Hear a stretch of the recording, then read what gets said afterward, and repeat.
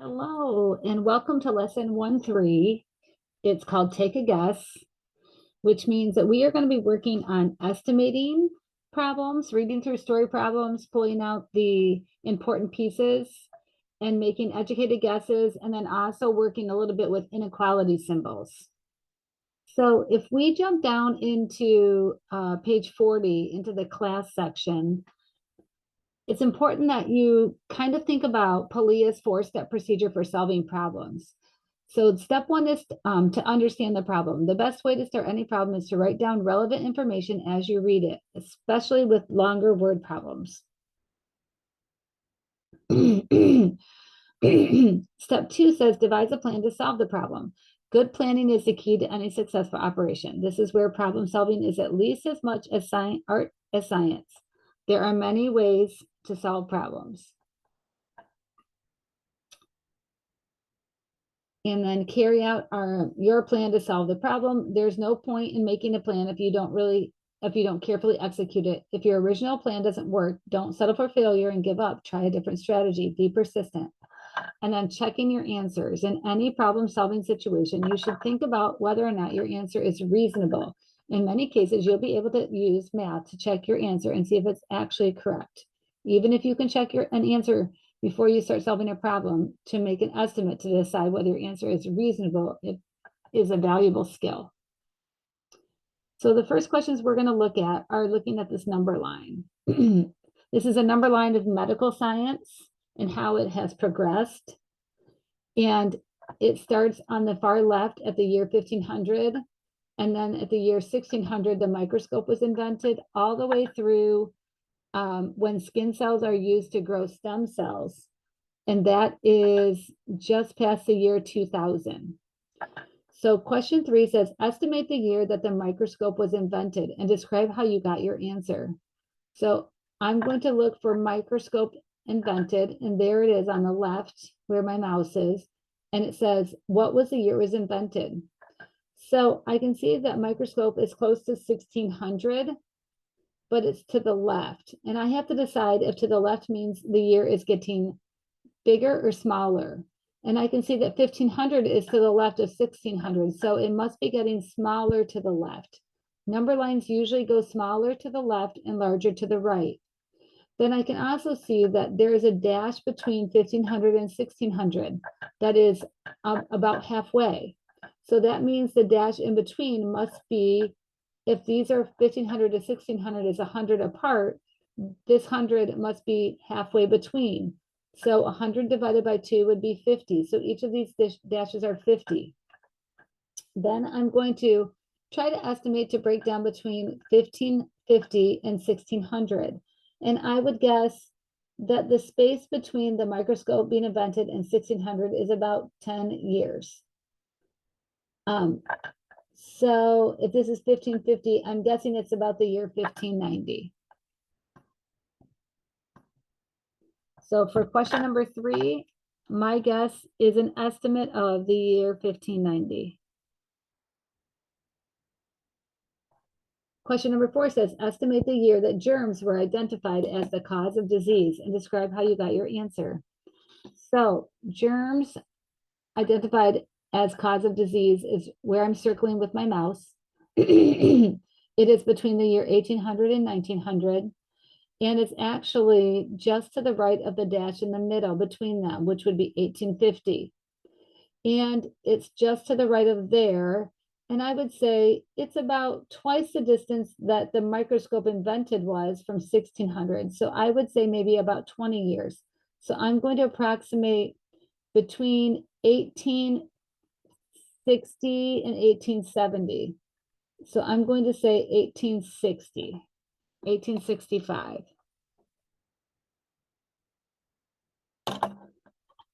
Question number 5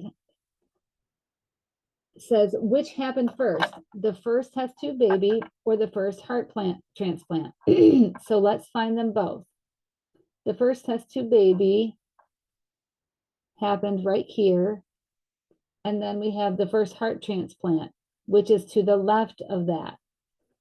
And then the first heart transplant happened to the left, so it happened first. So first heart transplant happened first.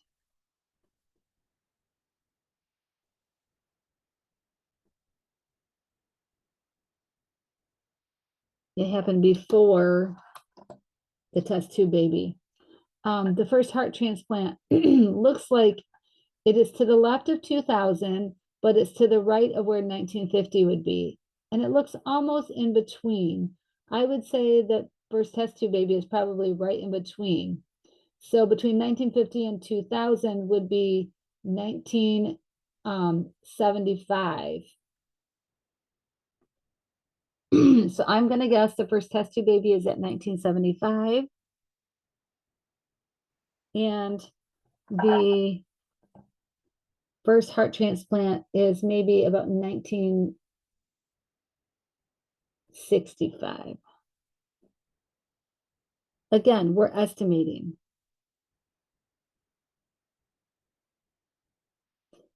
Question number 6 says, which happened first, organs grown from stem cells or the identification of HIV? So organs grown from stem cells is right here where my mouse is, and HIV is to the left. So HIV came before stem cells.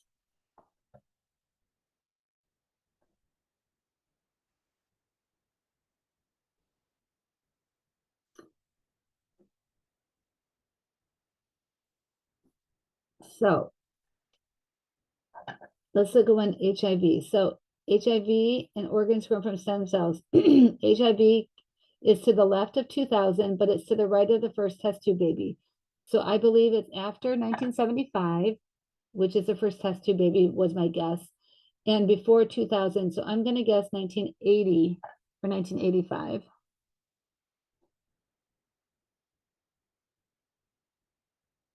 And the organs grown from stem cells is to the right of the year 2000, but it's before 2050. And I would say it's maybe 10 or 20. So I would guess the year 2015 to 2020.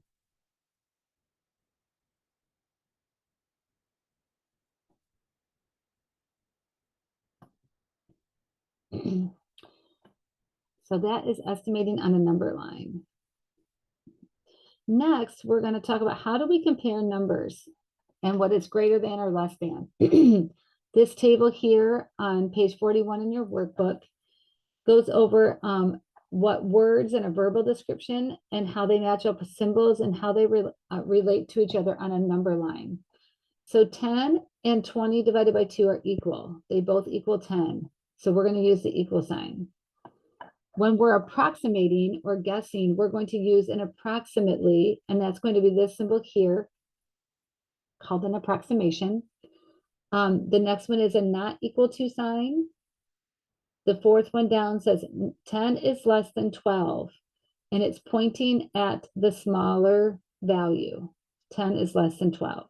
So 10 will be to the left of 12 on the number line. Next says y is less than or equal to 10. So y is less than or equal to 10. Again, it's pointing to the lesser value. The quantities that are less than or equal to 10 will be to the left of 10 or on 10 because it has an equal to. Next up says 10 is greater than 6. So again, the arrow is pointing, the inequality is pointing to the smaller value. 10 is to the right of 6. And then lastly, it says n is greater than or equal to 10. So n, the number is pointing at 10 because it's the smaller number. The quantity n is either to the right of or on 10 because of the equal to, including.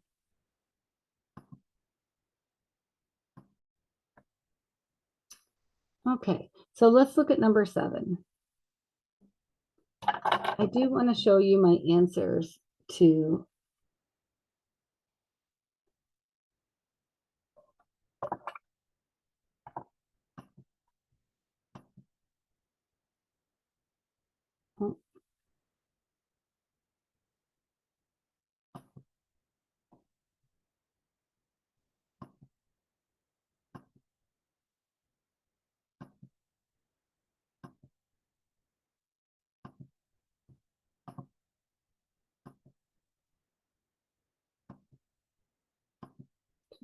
Not.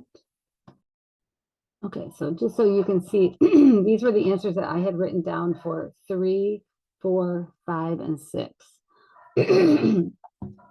So let's look at number 7. So number 7 says, use your answer from question 5 to write an inequality involving what compares the dates for the advances mentioned in the question.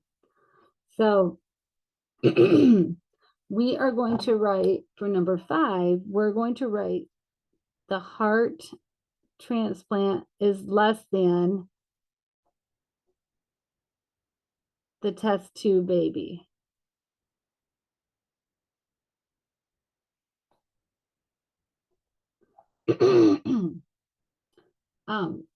And then number 8 says, use your answer from question 6 to write an inequality involving a greater than that compares the dates for the advances mentioned in that question. So we're going to do a greater than a number from number 6. So stem cells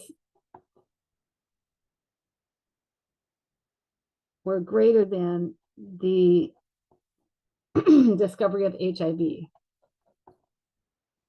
And then number 9 says the 2 most recent events on the timeline are organs grown from stem cells and skin cells grown into stem cells. How did the dates compare? And they look like they were approximately equal. So I'm going to share my screen so that you can see. So this is what I have for 7, 8, and 9. Okay, so let's go back to question number 10. It says, use one of the symbols introduced in the previous paragraph to describe the relationship between the dates for organs being grown from stem cells and stem cells being grown from skin cells. Do so using verbal descriptions.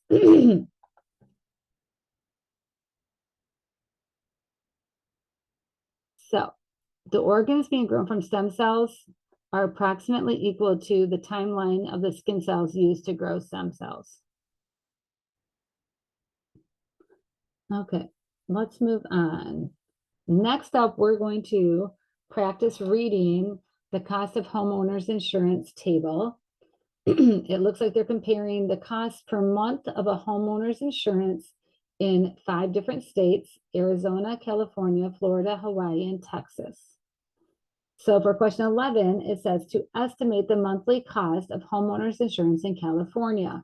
So we're looking at California. So there's my mouse at California. Estimate the monthly cost. Now we have to estimate because we don't have exact numbers here. We know I'm going to go over to the line that is closest to, which is 80. And I'm going to say it's not quite halfway. Halfway would be 90, halfway between 80 and 90. And it's barely over 80. So I'm going to say a good estimate would be anywhere between 81 and 82 for number 11.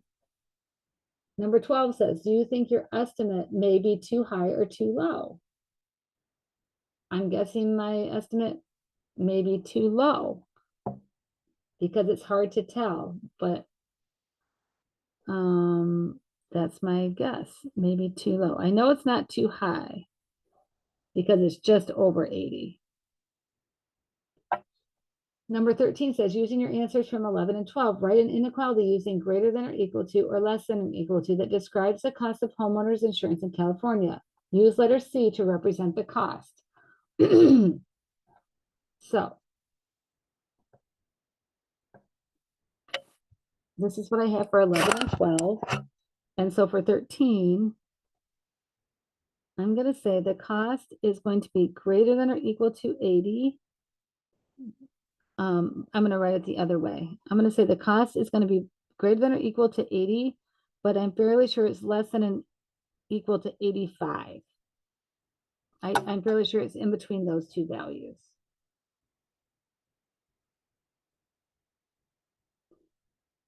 Question number 14 says, suppose that you were planning a move to Arizona and wanted to budget a monthly amount for homeowners insurance. Would you prefer an overestimate or an underestimate? And I would say an overestimate because then I'm allowing enough money in my budget for sure to cover that cost. And then if it ends up being less than what I estimated in my budget, I would have extra money available to spend in other areas. If I underestimated, I may not have enough money in my budget to pay all my bills. It says, what estimate would you use for the monthly cost of homeowners insurance in Arizona? So this is number 15. So I would go to Arizona and I can see that it's just under $60. But halfway between 40 and 60 would be 50. And I know it's bigger than 50. I'm going to guesstimate $58 for number 15.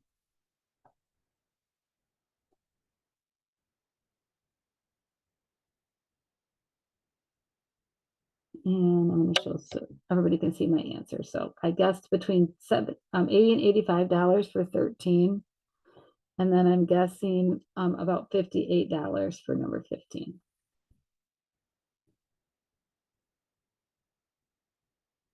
Okay. So we've talked a little bit about inequalities. Here are some words. This is a good reference on page 44 for terms to describe less than, fewer than, less than or equal to. Sometimes you use at most, no more than, a maximum of, or less or fewer, less or lower. Then we have greater than, more than, and then greater than or equal to, sometimes we'll say at least, no less than, a minimum of, or more or higher.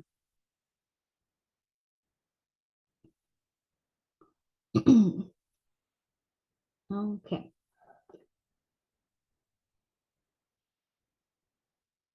So number 16, it says in questions 16 through 19, write the statement as an inequality. Then give an example of an actual value that would match each description to satisfy the inequality. Then give an example of a value that satisfies the inequality but doesn't make sense in the context. Okay, so let's just practice writing these is the important piece. So 16 says we can fit at most 12 people on the slow ride pedal bus. So at most is going to be X is less than or equal to 12, because at most means at most is a less than or equal to. And I would say a number could be 3. 3 would be a good number that's less than or equal to 12. And a number that would be a number that is true. So a -2 is less than or equal to 12, but it wouldn't make sense in the context of this because you can't have negative people. So number 17 says it's estimated that there are at least 50 ways to leave your lover. So that means X is greater than or equal to 50. And a number that would work would be 100 ways to leave your lover.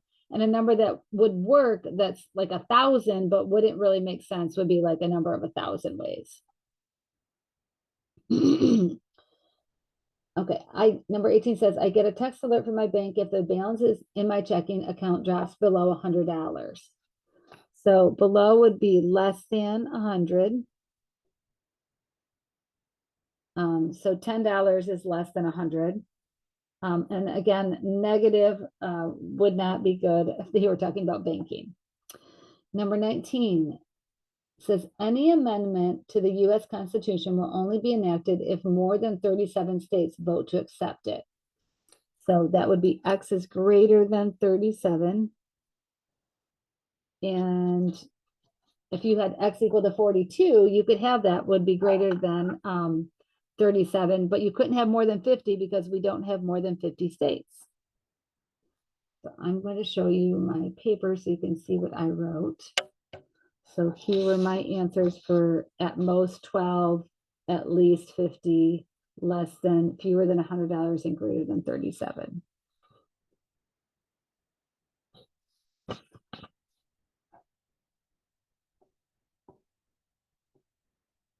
Okay. So next up is looking at a graph. So reading graphs again and estimating. This is an isotherm graph. It's a curve on a map that connects locations where the temperature is the same. By looking at a large map with isotherms, you can get a rough idea of what the temperature is like in many different locations. Using the map, estimate the temperature in each city. So you can see where we're right about here in Michigan, we're in Pointing, and it looks like we are roughly the same temperature of, if you go down into here, into like Missouri and Kansas. So that's kind of cool. So you see where this zero line is. If I follow the zero line, any of the cities that are on this line are usually about the same temperature, because this is just the way our winds go. So you could be up here in Montana and be the same temperature as 0 degrees is down in like Kansas and Iowa and Missouri. Okay, so you can also see that negative temperatures, -10 is this top line of the isotherm, and then it gets warmer as you go down on the graph, 0, 10 degrees, 20, 30, 40, and 50. So again, if we follow this 50 line, the dot M is warmer than 50, it's below 50, and then you follow this 50 all around, and it looks like B is below 50, so that looks like it's further below 50 than M, so it looks like it's warmer than M. And then you follow the line around, and P looks like it's above 50, so it's between 50 degrees and 40 degrees. It looks like it's a little bit closer to 50 though. So let's go down here. So it says, let's look at questions 1 through 7. So 1 is Las Vegas, and its letter is L. And L is right here on one of the isotherm lines, and we're going to follow that all the way over, and we can see that Las Vegas is at the 40-degree mark. And this must be Celsius, because it's usually not 40 degrees there. Number 2 is Phoenix, and that's the letter P. And that is the one here that I said is just above the 50, but not close to the 40. So I would say it's maybe around 48 degrees.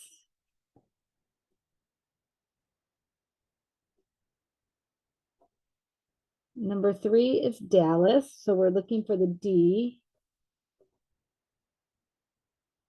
It's Dallas, Texas. And that is this one right here. So this one, if we follow the 2 lines, it's in between 2 lines, and it looks like it's in between 30 and 20. And I'd say about halfway. So I would guess that D is between 20 and 30, so about 25 degrees. Springfield, Illinois is letter S, and that is up here. And that is between the 0 and the 10 degrees. It looks like it's closer to the 10, so I would guess maybe like a 7 or 8 degree.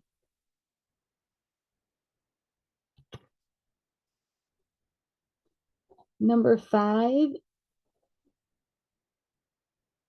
is Atlanta, Georgia. That's a letter A.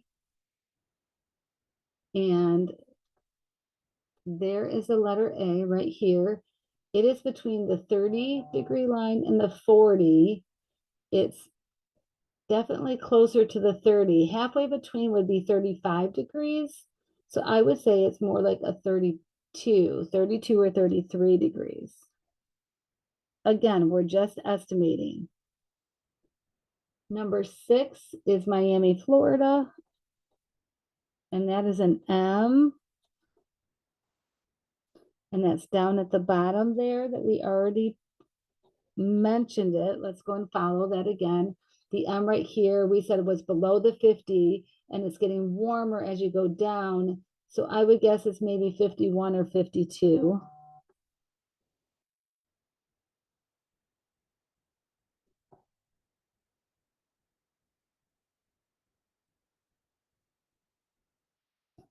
New York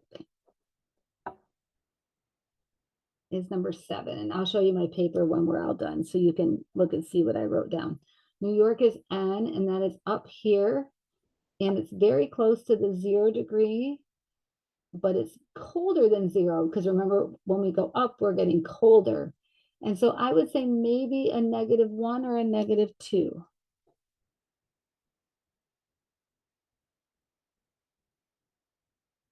I will share my screen so that you can see what I wrote. So here are my answers for 1 through 7.